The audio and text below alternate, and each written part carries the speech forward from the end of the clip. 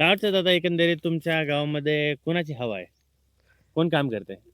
सध्या काम युवराज नाना काकडेच करतात.